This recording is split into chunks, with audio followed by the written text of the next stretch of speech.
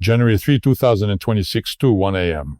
American helicopters are landing in Caracas. The world thinks oil war, but the real story begins with a battery in your phone. That same night, a father in Ohio is being evicted from his home. In Florida, a retiree checks her 401x. The value has dropped 47%. In Manhattan, a billionaire avoids $3 million in taxes with a single keystroke. This is not coincidence. This is the final stage of the sugar coma economy. Gas is 2.8, but grocery stores are on fire. The stock market is breaking records, but 64% of the population lives paycheck to paycheck. What you'll see in the next 26 minutes is not a conspiracy theory. It's the anatomy of how the world's most powerful country began living as if it were three separate nations, based on data from the Peterson Institute, Tax Foundation, and Moody's. As someone who has spent 40 years in geopolitical analysis, let me tell you this. Imperial expansion is never what it appears to be. When the Monroe Doctrine was declared in 1823, it told Europe, America is our backyard. In 2025, the Donroe Doctrine, Donald Trump's reinterpreted version, says something else. Wherever American interests are, American military is there. But the real question is, who's financing this doctrine? In January 2026, America's national debt exceeded $36.2 trillion. To put this number in perspective, combine Germany and France's total GDP, and it's still not enough. And this is where things get interesting. Liberation Day, April 2, 2025, was the day Trump imposed a 10% base tariff on all imports, adding an extra 34% on China. Markets crashed 11.9% that day. The Dow Jones experienced one of its biggest single-day losses in history. But guess what happened? 3 days later, the market recovered. How? The Federal Reserve quietly injected $280 billion in liquidity, treasury bonds were bought back, interest rates were manipulated, and the market hit new records again. However, and this is crucial, this recovery wasn't for everyone. This is what economists call a K-shaped recovery. Think of the letter K. The upper line goes up, the rich get richer, the lower line plunges down, the poor get poorer. The middle class, it fragments at the intersection point of the K. According to Penn Wharton University's budget model, the OBBBA, One Big Beautiful Bill Act, provides an average tax cut of $280, zero for the top 1% income group, for the bottom 20%, $400. But there's no tax on tips, you might think. Yes, that was one of the populist promises. Sounds like great news for waiters, barbers, and taxi drivers. The reality? According to IRS data, the total number of Americans reporting tip income is 4.1 million. 73% of them already earn below 45.0 annually, meaning they're below the federal income tax threshold. The mathematical truth is ruthless. This big tax cut is actually telling people who already don't pay taxes that they don't have to pay taxes. Meanwhile, raising the estate tax limit to 15 million for wealthy property owners, that's real money. Marcus Johnson, 34 years old, works at an Amazon warehouse in Cleveland, Ohio. He earns 18.5 per hour, 2.4 below the state's livable wage threshold. On the morning of January 3, 2026 at 6:0 a.m., his alarm goes off. When he picks up his phone, he sees two notifications. Your rent will increase from $1,450 to $1,890 starting February honest. And military operation begun in Venezuela. Energy stocks rising. For Marcus, there's no connection between these two notifications. There shouldn't be, but there is. Marcus's landlord uses software called RealPage. This artificial intelligence system analyzes all rents in the area in real time and suggests an optimal price. Optimal for the landlord, not the tenant. In 2023, the Department of Justice filed an antitrust lawsuit against RealPage. The charge, algorithm-based price fixing. In other words, a cartel, but with code.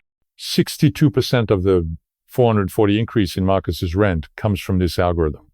The number isn't random. It's calculated to stay just below the moving cost required to relocate to a competing apartment. Marcus has $340 in his savings account. According to Federal Reserve 2024 data, 64% of Americans can't cover an unexpected $400 expense. Marcus is right in the middle of that 64%. Why does the Venezuela operation concern him? Because 40% of the products he packages at the Cleveland warehouse are made in China. Lithium batteries, solar panels, cheap electronics. The Donroe Doctrine isn't just about Caracas. Venezuela's lithium reserves, one of the world's largest, are currently under Chinese control. The Trump administration aims to rescue these resources, but Marcus doesn't know this. All he sees is lithium battery products in stores have increased 23%. He wanted to buy that new electric bicycle. He can forget about it now. Barbara Chen, 68 years old, a retired teacher, in Sarasota, Florida. In 2020, she took out a 30-year mortgage at 2.8% interest. The current market rate is 7.2%. Barbara's house is worth $380,000. If she wanted to sell and move to another house, her new mortgage would be $4,800 per month instead of $2,100. Economists call this situation mortgage prisoner. Barbara is literally bound to her house with golden handcuffs. On the morning of January 3rd, Barbara checks her 401k retirement account. After the Liberation Day crash, her portfolio dropped from $437,000 to $312,000. Barbara frantically calls her financial advisor. The advisor tells her, "The market will recover, don't worry. The Fed has the situation under control." But there's something Barbara's advisor doesn't know. Moody's placed American debt on negative watch on February 3, 2026. The Moody's report states, the OBBBA Act will create $4.1 trillion in additional debt over 10 years. Interest payments will consume 26% of total federal revenue by 2035. What Barbara doesn't realize is this. 67% of her retirement fund is tied to the S&P 500. The S&P 500's performance depends on the Fed's repo operations, treasury bond buybacks, and liquidity injections. So Barbara's recovery isn't coming from real economic growth, but from printing money. But here's a truly painful reality. Barbara's class, middle-class American retirees, is beginning to disappear. Jonathan Ashford, 52 years old, portfolio manager of a technology hedge fund, net worth $47 million. Jonathan doesn't pay taxes. Well, almost none. How? The buy, borrow, die strategy. Step 1, buy. Invest in stocks. Let these stocks appreciate, but don't sell. Step 2, borrow. Take out loans at 2-3% interest using stocks as collateral. This debt isn't taxable. Step 3, die. When you die, the taxable value of your assets resets, meaning heirs don't pay capital gains tax. Jonathan's actual income last year, $8.3 million. Federal income tax paid, $340,000. Effective tax rate, 4.1%. Marcus's effective tax rate, including FICA, 23.7%. On the morning of January 3rd, Jonathan is watching the Venezuela operation during a board meeting. The company's portfolio includes 3 American companies doing lithium mining. When the operation news breaks, these stocks rise 19%. Jonathan increases his 200 zero-share position with a single keystroke. Within 4 hours, his paper gain is $3.2 million. But he doesn't sell, because if he sells, he pays taxes. Instead, he borrows $2 million using these stocks as collateral. With this loan, he buys a second home in Aspen. The house yields 4.5% rental income, higher than the loan cost. So the house finances itself. Jonathan is unaware of the 30% increase in Marcus's rent, unaware of Barbara's melting retirement fund. But the system was designed for him. There's a public perception. The economy is good because gas is cheap. Indeed, gas prices averaged 2.84 in January 2026. This is a 44% drop from the 5.1 peak in 2022. But where does this cheapness come from? Reason 1, strategic petroleum reserve depletion. The Biden administration released 43% of the reserve to the market between 2022-2024. This is the emergency reserve for war and natural disaster. Now it's at its lowest level in 30 years. Reason 2, the OPEC Plus agreement collapsed. The price war between Saudi Arabia and Russia brought crude oil down to 68 per barrel. Reason 3, American shale oil production hit a record, 13.4 million barrels per day. But this production level isn't sustainable. Environmental regulations have been suspended. So cheap gas is a luxury borrowed from the future. But citizens don't see this. What they see. Filling up costs 32 instead of 45. I call this psychological phenomenon sugar coma. Short-term energy burst, followed by metabolic collapse. 18th century economist Richard Cantillon discovered this. When new money enters the economy, those who hold it first benefit the most. The Fed printed $9 trillion between 2000 and 2024. Where did this money go? 63%. Corporate bond buybacks and repo operations, meaning Wall Street, 22%. Treasury bond purchases, meaning the government, 15%. The real economy, SME loans, unemployment benefits, etc. Result, asset inflation. S&P 500, up 87%. Average home price, up 43%. Marcus's salary, up 11%, but inflation 23%. Richard Cantillon predicted 300 years ago, new money first enriches the wealthy, then impoverishes the poor. Adam Smith's invisible hand theory said, in a free market, competition brings prices to optimal levels. But in 2026, the invisible hand is now artificial intelligence algorithms. RealPage is just one example. Others, pricing, airline ticket pricing, dynamically analyzes competitors and suggests the highest price. Revionics, price optimization software used by grocery chains. The algorithm calculates which product can be marked up when. Federal Trade Commission Chair Lina Khan warned in 2024, algorithm-based pricing is more dangerous than human cartels because no one realizes they're committing a crime. Is the increase in Marcus's rent a crime? Legally, no. Algorithms make independent decisions, but the result is the same. Coordinated price increases. The official justification for the January 3, 2026 operation, stopping the Maduro regime's drug trafficking. The real reason? Lithium. In southeastern Venezuela, in the Orinoco River Basin, there's a 21 million ton lithium reserve, the world's third largest reserve. In 2023, China signed a 30-year mining agreement with Venezuela. The deal, China provides technology and infrastructure, in return gets 70% of the lithium. Why is lithium so important? Electric vehicles, energy storage, military drones, smartphones, all dependent on lithium batteries. Currently, 76% of the lithium market is under Chinese control. If America wants energy independence, it needs to break this number. The Donroe Doctrine says exactly this. The Monroe Doctrine applies not only against European intervention, but also against Asian intervention. But there's an irony here. The Trump administration withdrew from climate agreements. Paris Climate Agreement, cancelled. EPA regulations, suspended. Logic, saving American industry. But the same administration is entering Venezuela for lithium, meaning for clean energy technology. Contradiction? No. Strategy. Because climate goals are genuinely necessary. It's just that China shouldn't be the one controlling them. America should. OBBBA One Big Beautiful Bill Act passed Congress in December 2025, initially marketed as the Great Tax Savings Law. Americans would pay less tax, spend more, the economy would grow. The real numbers, Congressional Budget Office projection, 10, year costs $4.6 trillion. Only $540 billion of this is paid for, meaning covered by other taxes. Net impact, $4.06 trillion in additional debt. Penn-Wharton analysis.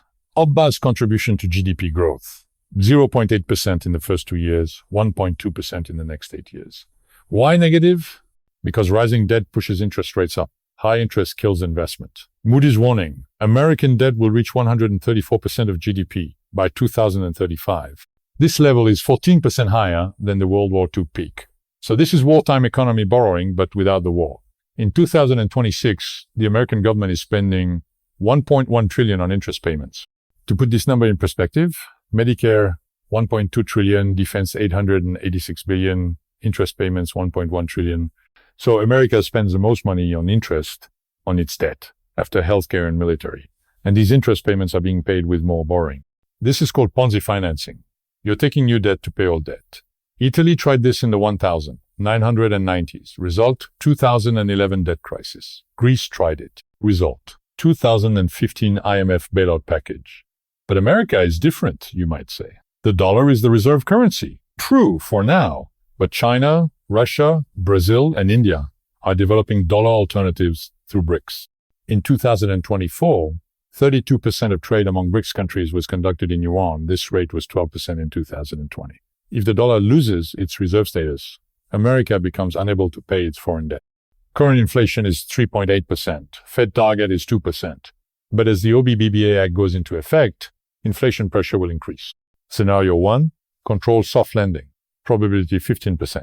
Fed reins in inflation with aggressive rate hikes. Economy enters recession but controlled. Unemployment rises to 7%. Marcus loses his job but gets unemployment insurance. Scenario 2, stagflation. Probability 55%. High inflation plus low growth. Fed is in a dilemma. If it raises rates, recession. If it lowers rates, hyperinflation. Inflation climbs to 8-9%. Marx's real purchasing power drops 25%. Barbara's retirement fund stable in nominal value, but actually melting. Scenario 3, debt spiral, probability 30%. Interest payments spiral out of control. Fed does financial dominance, meaning accepts inflation to finance the government. Inflation jumps to 12%, dollar loses 20% value. Jonathan shifts assets to gold, Bitcoin, and foreign currencies, protects his wealth, Marcus and Barbara. Irreparable losses. In 1970, a middle-class American could buy a 3-bedroom house on a single salary, 2.3 times average salary. had a car, 0.4 times average salary, could send their child to university, annual tuition 8% of salary. In 2026, the same American needs 7.8 times average salary to buy a house. Car is 1.2 times average salary. University tuition is 43% of salary. So the American dream is now 3 times more expensive. But here's the real problem. There's no ladder, only an elevator. In the past, social mobility was a ladder. Slow, but everyone could climb. Now it's an elevator. If you didn't board the right floor, wealthy family, good education, right connections, the elevator never comes to you. Think of American wealth as a 100-meter race. The bottom 50%, meaning Marcus, running the first 2.5 meters because they hold 2.5% of wealth. The middle 40%, meaning Barbara, running 35 meters. They own 35%. The top 10%, running 62.5 meters. They own 62.5%. The top 1%, meaning Jonathan, running 30 meters. But actually they finish the race and do a victory lap. Is this inequality sustainable? History shows us no. Before the French Revolution, the top 1%'s wealth was 28%. Revolution erupted. In 1917 Russia, the top 1%'s wealth was 32%. The Bolshevik Revolution came. In 2026 America, the top 1%'s wealth is 30%. February 15, 2026. The eviction notice arrives. Marcus, his wife, and their 6-year-old daughter move into his wife's brother's basement. At night, his daughter asks him, "Daddy, why don't we have a home?" What will Marcus say? Because an algorithm calculated the optimal price for your father? March 1, 2026, Barbara checks her retirement account again. Value, 298.0. In her original plans, it should have been 520.0 at this age. She asks her financial advisor, "Should I cut my budget?" Advisor, "A little." The real answer, yes, by 40%. May 1, 2026, Jonathan is drinking his morning coffee in his second home in Aspen. His portfolio has reached 51.3 million. His phone rings. An old college friend, Barbara's son, is asking for a loan. His mother is sick. Jonathan sends 50. He writes it off as a charitable donation for taxes. 2 systems, 2 worlds in the same country. Some of you are thinking, so is this sustainable? Short answer, no. Long answer. According to the CBO's alternative scenario model, if current policies don't change, 2032, interest payments become 35% of the federal budget, the largest item. 2038, Social Security fund is depleted, automatic 23% cut, 2041. Medicare fund is depleted, automatic 14% cut. At this point, the system collapses. But the collapse won't be sudden. It will come gradually. First sign, dollar loses reserve status. Oil is traded in BRICS currency. Second sign, Treasury bond auctions fail. Nobody wants to lend to America. Third sign, Fed does financial dominance, keeps government afloat by printing money. Final sign, hyperinflation. Weimar Germany scenario, timeline, between 2034, 2037. So what can be done individually? If your markers develop skills, invest in skills algorithms can't replace. Empathy, problem solving, creativity, avoid debt. Credit card interest has reached 24%. The debt pit pushes you deeper with every economic shock. Build community. Those who survive economic crises are those with strong social networks. If you're Barbara, diversify portfolio 100% S, P500 is excessive risk. Gold, tips, meaning inflation, index bonds, and real estate partially protect. Create income sources. Even if retired, passive income, rent, dividends, consulting, provides a buffer. Make budget realistic. Leave assuming a 40% cut. If not now, it will be soon. If you're Jonathan, listen to your conscience. Seriously, lobby to change the system. Tax reform, algorithmic transparency, affordable housing laws, invest in real philanthropy. Not 50 donations, but systemic change. For 40 years, I've been studying the collapse of states, the rise of empires, and the evolution of systems. What America is facing isn't an economic crisis, it's an identity crisis. This country was built on a promise. This is a place for workers. Where you come from doesn't matter. Where you can go does. In 2026, this promise is breaking. And here's the truth. Few people say, the system was designed this way. This isn't an accident. This is architecture. The Cantillon effect, algorithmic pricing, tax havens, mortgage trap, these aren't bugs, they're features. The system was optimized to protect capital owners, not labor. So can it change? Yes, but only in 2 ways. First way, reform from above.